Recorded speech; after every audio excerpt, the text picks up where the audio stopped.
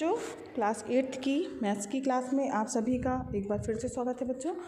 और हम पढ़ रहे थे चैप्टर नंबर 13 वृत्त और चक्रीय चतुर्भुज। तो बच्चों ये चैप्टर हम लोगों ने पढ़ना स्टार्ट कर दिया है और इसके पहले की वीडियो क्लासेस में जो है वो 13A, B और C इसके अभ्यास प्रश्नों को हम लोगों ने कंप्लीट कर लिया है। अगर आपने अभी तक वीडियो नहीं देखा है तो चैनल की प्लेलिस्ट पे जाइएगा, उसमें क्रम से वीडियो डले हुए हैं। क्लास 8 मैथ्स की प्लेलिस्ट बनी हुई है, उसमें सारे वीडियो क्रम से डले हुए हैं, तो उस पर देख करके आप अपना काम कंप्लीट कर सकते हैं, अभ्यास प्रश्नों को, और चैप्टर भी अच्छे से समझ सकते हैं। तो चलिए बिना किसी देरी के आगे बढ़ते हैं। आज चैप्टर शुरू करने से पहले जो है हम कुछ बातों को जान लेते हैं। तो इसमें है चक्रीय चतुर्भुज के सम्मुख कोणों का योगफल के बारे में। तो यहाँ पर देखिए सम्मुख कोण किसे कहा जाएगा। यहाँ पर जो आप चित्र देख रहे हैं, इस चित्रों में जो है जो 3 चित्र बने हुए हैं, ये जो चक्रीय चतुर्भुज है, क्योंकि इसके चारों बिंदु क्या हैं, वो वृत्त के जो परिधि है उस पर स्थित है। तो इसमें जो है सम्मुख कोण का तात्पर्य हुआ आमने सामने के कोण। तो कोण ए और कोण सी जो है वो होंगे सम्मुख कोण, ठीक है। और कोण बी और कोण डी ये भी क्या होंगे, सम्मुख कोण होंगे। तो आप ऐसा करिए, इसी तरीके से बी तीनों चतुर्भुज में होगा। तो यहाँ पर कोण ए प्लस कोण सी, यानी इस वाले कोण को, कोण ए को और कोण सी को, इन दोनों को जोड़िए और कोण बी और कोण डी को जोड़िए, ठीक है। और ज्ञात कीजिए कि ये कितना आता है। तो जब आप इसे हल करेंगे तो आपको निष्कर्ष आएगा कि कोण ए और सी, ठीक है, और कोण बी और डी, यानी जो सम्मुख कोण है उनका मान कितना आएगा, 180 डिग्री होता है, ठीक है। तो यानी कि दोनों का मान जो है मिला करके 180 हो रहा है। यानी ये निष्कर्ष निकल के सामने आया बच्चों कि किसी चक्रीय चतुर्भुज में सम्मुख कोणों के प्रत्येक युग्मों का योगफल 180 डिग्री होता है। यानी चक्रीय चतुर्भुज के सम्मुख कोण क्या होते हैं, समपूरक होते हैं। समपूरक मतलब हुआ कि एक अगर मान लीजिए कम है तो दूसरा जो है उससे थोड़ा ज़्यादा होगा, कुल मिला के जो है दोनों जो है वो 180 डिग्री कंप्लीटेड होंगे, ठीक। ये समझ में आ गया। अब बढ़ते हैं जो हम अपने प्रश्नावली की ओर। यहाँ पर जो है सम्मुख कोणों का योगफल जो होता है वो 180 डिग्री हो गया, ये समझ में आ गया आपको। अब प्रश्नावली 13D में आते हैं। तो यहाँ पर देखिए 13D में जो है, यहाँ पर आपको जो है चित्र बना हुआ है। पहला प्रश्न है इसका कि पार्श्व चित्र 13.32 में चक्रीय चतुर्भुज ABCD की भुजा जो है, तो यहाँ पर जो है ABCD की भुजा AB जो है वो आगे बिंदु E तक बढ़ाई गई है। तो यहाँ पर जो है बहिष्कोण जो है कोण CBE, ठीक, यानी CBE यानी इस वाले कोण का जो है बाहर का जो कोण बना हुआ है उसका मान पूछा गया है कि वो कितना होगा।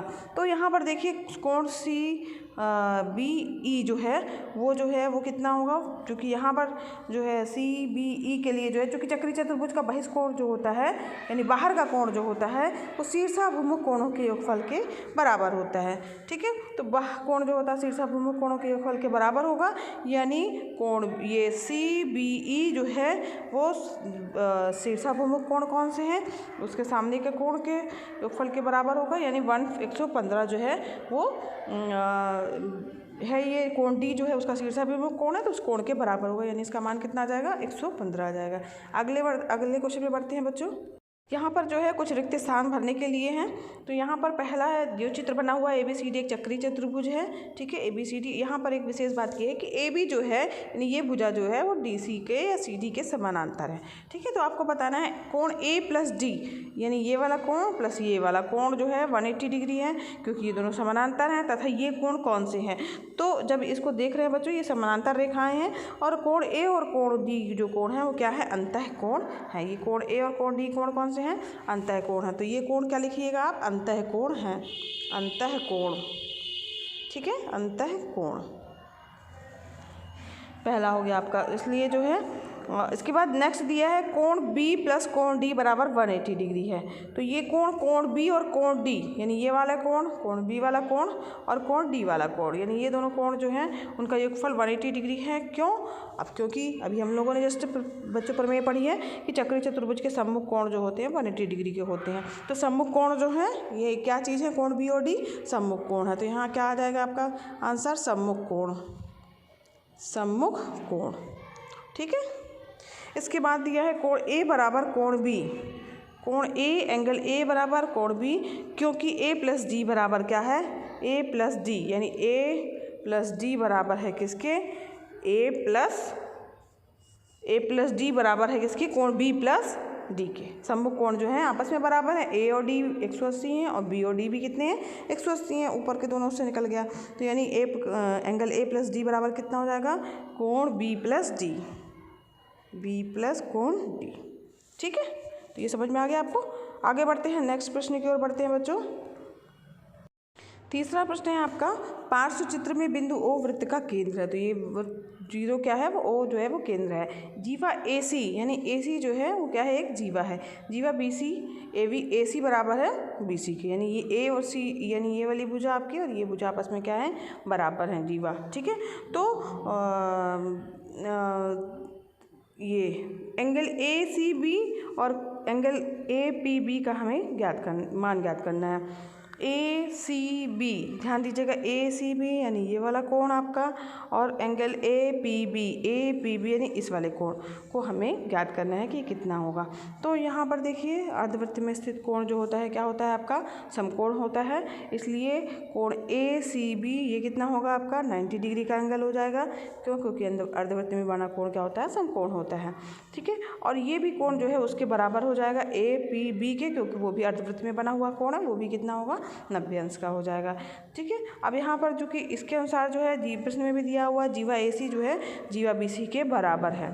ठीक है, जब दोनों जीवाएँ बराबर हैं तो इसका मतलब हुआ कि एंगल सी बी ए सी कहा जाए और ए बी सी कहा जाए, ये दोनों कोण क्या होंगे, आपस में बराबर होंगे, क्योंकि बराबर भुजाओं के सामने के कोण भी क्या होते हैं, बराबर होते हैं। ठीक है, तो इन दोनों का योगफल कितना हो जाएगा, ये कोण और ये कोण, अगर आपका ये 90 डिग्री आ गया एंगल सी, तो कोण ए और कोण बी दोनों का योगफल कितना हो जाएगा 180 माइनस 90, क्योंकि त्रिभुज के तीनों कोणों का योग कितना होता है बच्चों 180 होता है, उसमें 90 घट गया, तो यानी कोण ए और कोण बी, ध्यान दीजिएगा, कोण ए और कोण बी ऊपर वाला वो कितना आ जाएगा आपका, दोनों कितने के आ जाएंगे 45 डिग्री के आ जाएंगे। ठीक है, तो अब यहाँ पर पूछा गया है जो प्रश्न में ए सी बी और ए पी बी, तो यहाँ इन दोनों को कोण का मान क्या हो जाएगा, वो भी कितना आ जाएगा 90 प्लस 90 यानी 180 डिग्री होगा। चक्रीय चतुर्भुज है तो उसमें सम्मुख कोणों का योगफल कितना होता है 180 होता है। पहला 90 डिग्री है तो दूसरा जो हो जाएगा वो भी 90 हो जाएगा। ठीक है, तो इस तरीके से बच्चों ये प्रश्न आपका समाप्त हुआ। इसी के आगे बच्चों प्रश्न नंबर 4 जो है वो आपका होमवर्क है, उसी तरीके का प्रश्न है। 4 और 5 उसी तरीके से कीजिएगा प्रश्न आप अपना। बढ़ते हैं छठवें प्रश्न की ओर बच्चों। तो छठवां प्रश्न जो दिया हुआ है, ये दो चित्र बने हुए हैं, तो दो वृत्त जो है एक दूसरे को बिंदु पी और क्यू पर क्या कर रहे हैं, प्रतिच्छेद कर रहे हैं। चित्र को ध्यान से देखिएगा। ठीक है, चक्रीय चतुर्भुज बना हुआ है, दोनों चक्रीय चतुर्भुज हैं। कौन कौन से, ए पी क्यू सी। ठीक है, जो पहले वृत्त में बना हुआ है, और दूसरा क्या है बी पी क्यू डी। ठीक है, यहाँ पर कौन सा है बिंदु आपका बी हो जाएगा, और यहाँ पर कौन सा बिंदु है आपका डी हो जाएगा। ठीक है, तो यहाँ पर बी है, ठीक, और वो डी है। ठीक है, तो यहाँ पर जो है और इस प्रकार है कि ए पी बी यानी ए पी बी, ठीक है, यानी वो सीधी लाइन, और सी क्यू डी जो है वो क्या है, रेखाखंड, यानी सीधे सीधे जो है लाइनिंग है। एंगल ए 95 डिग्री दिया हुआ है और एंगल सी जो है वो 80 डिग्री दिया है, जो कि आप चित्र देख के समझ रहे होंगे, चित्र में भी दिखा रहा है। तो हमें कोण बी का मान ज्ञात करना है, कोण डी का मान ज्ञात करना है, और ए पी क्यू और पी क्यू डी का मान ज्ञात करना है। तो हमें ये सब मान ज्ञात करने हैं। क्योंकि बच्चों चक्रीय चतुर्भुज के सम्मुख कोण क्या होते हैं, संपूर्णक होते हैं, यानी उनके कोणों का योगफल कितना होगा 180 डिग्री होगा। तो जब हम आप इस चित्र को देख रहे हैं तो एंगल ए, ठीक है, और एंगल पी क्यू सी यानी ये वाला कोण, ए वाला और ये वाला कोण, ठीक है, तो ये दोनों क्या होंगे बच्चों, ये ए वाला और क्यू वाला कोण जो होंगे वो क्या होंगे 180 डिग्री के होंगे। तो पी सी क्यू बराबर क्या हो जाएगा 180 माइनस एंगल ए का मान रख दीजिएगा, आ जाएगा आपका 85, यानी ये पी क्यू सी का मान कितना आ गया आपका 85 डिग्री आ गया। अब इसी तरीके से एंगल ए पी क्यू, ठीक है, यानी ये वाला कोण और सी वाला कोण, ये भी क्या है, सम्मुख कोण है, 180 डिग्री के होंगे। तो यहाँ पर ये दोनों भी क्या हो जाएंगे, वो 180 के बराबर हो गए। तो यहाँ पर ए पी क्यू बराबर क्या आ जाएगा 180 माइनस सी, घटा देंगे 100 डिग्री आ गया, यानी कि आपका ए पी क्यू यानी ये वाला ऊपर वाला पी वाला कोण कितना आ गया आपका 100 डिग्री का आ गया। ठीक है, अब यहाँ पर देखो, चूंकि चक्रीय चतुर्भुज का बहिष कोण क्या होते हैं, शीर्षाभिमुख कोण के बराबर होते हैं। तो बहिष कोण जो है यहाँ पर देखिए एंगल पी क्यू और डी, यानी ये बाहर इस वाले में ध्यान दीजिएगा पी क्यू डी, ठीक है, जो चित्र में यहाँ ये APQD बन रहा है आपका, उस पर ध्यान दीजिए। वो कितना हो जाएगा आपका 95 के बराबर हो जाएगा एंगल A के, ठीक है। और CA और P क्योंकि उसके बराबर होगा तो वो दोनों क्या हो जाएंगे 95 के, ठीक है। फिर इसी तरीके से क्या हो जाएगा APQ की बात करें, APQ को ध्यान दीजिए, वो वाला कोण आपका कितना आया है 100 डिग्री आया है। तो एंगल B भी जो है वो कितना आ जाएगा आपका, एंगल B क्या हो जाएगा 180 माइनस PQD, PQ और D, 180 माइनस PQD, ठीक है।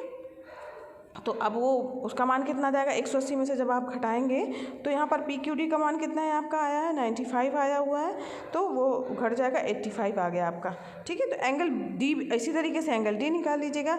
एंगल D जो है वो आपका क्या आ जाएगा, एंगल D भी जो आएगा वो आपका 180, ठीक है, 180 आ जाएगा आपका 180 माइनस QPB, ठीक है। अब QPB का मान कितना आया है 80 डिग्री है, तो ये कितना आ गया आपका 100 डिग्री आ गया। इस तरीके से आपको क्या प्राप्त हो गया, एंगल B का मान ज्ञात हो गया और एंगल D, B कितना आया आपका 85 डिग्री आया, एंगल D कितना आया 100 डिग्री आया, ठीक है। और APQ, ठीक, APQ वो कितना था आपका 100 डिग्री था ही, APQ आया है ऊपर ही आ गया, यहाँ ऊपर की तरफ देखिए APQ कितना है आपका 100 आया है। जो पूछा है उसकी बात की जा रही है बच्चों, तो यहाँ पर जो पूछा गया है उसके अनुसार जो है। और PQD कितना आया है आपका, PQD तो वो 95 आया है, तो यही हमें ज्ञात करना था। तो इस प्रकार से बच्चों ये प्रश्नावली जो है यहीं पर समाप्त होती है। प्रश्न नंबर 7 बचा हुआ है, वो आपका होमवर्क है, बहुत ही सरल सा प्रश्न है, आप कंप्लीट कर लीजिएगा उसको।